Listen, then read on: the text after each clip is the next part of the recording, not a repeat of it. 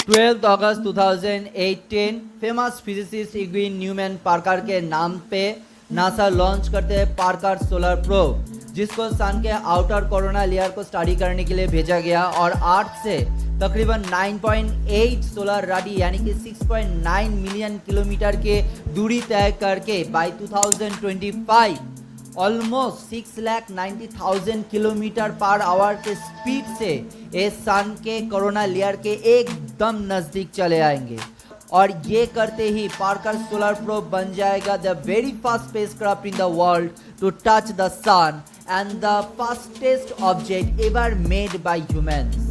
और आज यानी कि 2 सितंबर 2023 सुबह को ठीक 11:50 पे PSLV XL-C57 रॉकेट से इसरो लॉन्च कर चुके हैं अपना पहला solar mission coronagraphy spacecraft Aditya L1।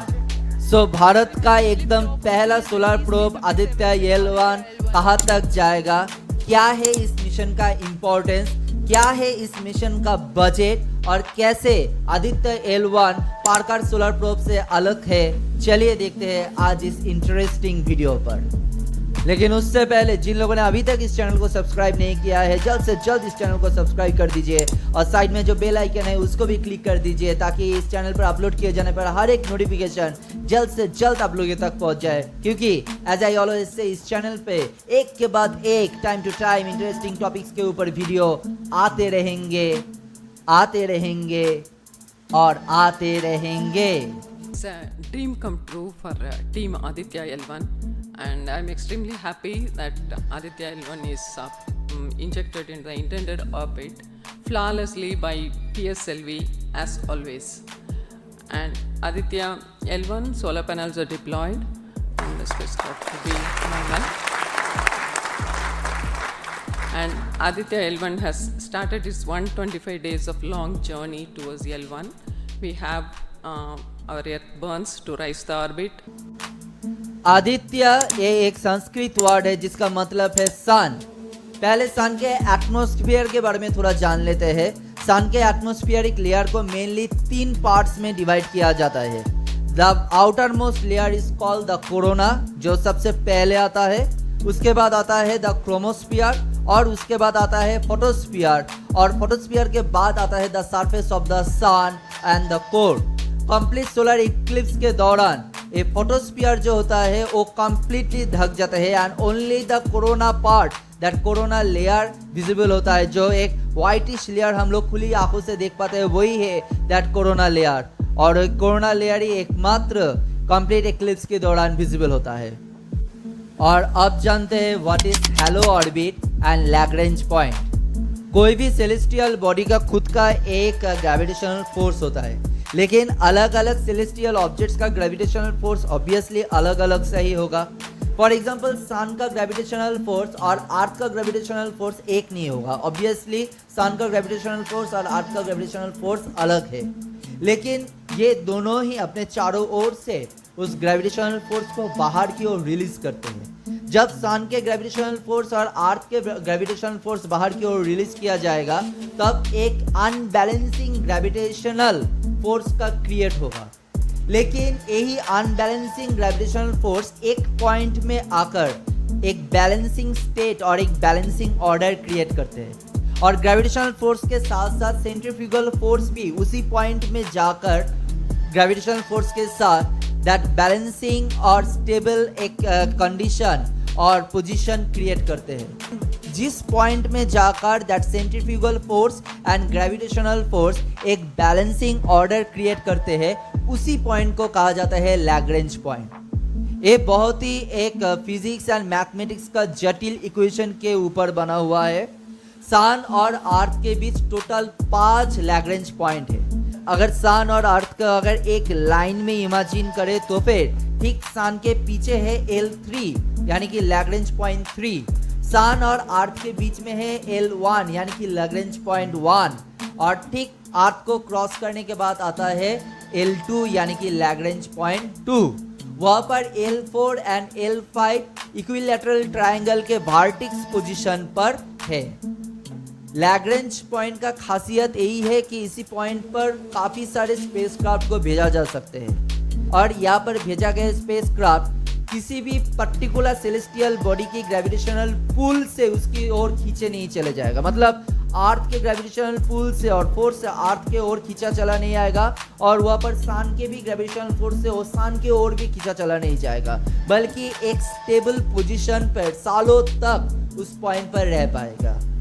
तो सन को स्टडी करने के लिए द बेस्ट पोजीशन है लैग्रेंज पॉइंट 1 यानी कि L1।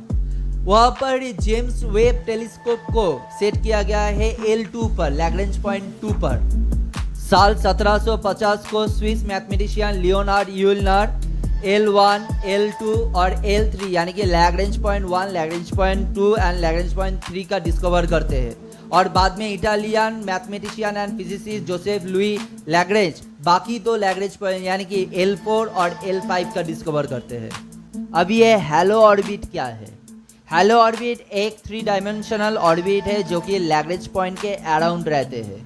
In fact Lagrange point empty space में एक मैथमेटिकल पॉइंट है और इसमें जो भी ऑब्जेक्ट्स ऑर्बिट करते हैं वो एक हैलो ऑर्बिट में ही ऑर्बिट करते हैं। हालांकि कोई भी ऑब्जेक्ट्स एक सेंट्रल ऑब्जेक्ट्स के चारों ओर ऑर्बिट करते हैं, लेकिन ये हैलो ऑर्बिट फॉर्म होते हैं gravitational pull of the planetary bodies and the centrifugal force of the space के वजह से। इस आदित्य L1 में से L1 वही लैग्रेंज पॉइंट 1 है जहाँ पर इसको भेजा जाएगा। आदित्य L1 को लैग्रेंज पॉइंट 1 के हैलो ऑर्बिट में ही भेजा जाएगा और वो अर्थ से तकरीबन 15 लाख किलोमीटर दूरी पर है। यहाँ पर रहकर ये solar probe, solar magnetic storm और इसका impact on space weather and environments of earth के ऊपर स्टडी करेंगे। L1 के इस हैलो ऑर्बिट में इस सोलर प्रोब को रखने का सबसे बड़ा फायदा यही है कि यहाँ पर रहकर ये सोलर प्रोब कंटिन्यूअसली सन को ऑब्जर्व कर पाएंगे विदाउट एनी एक्लिप्सेस।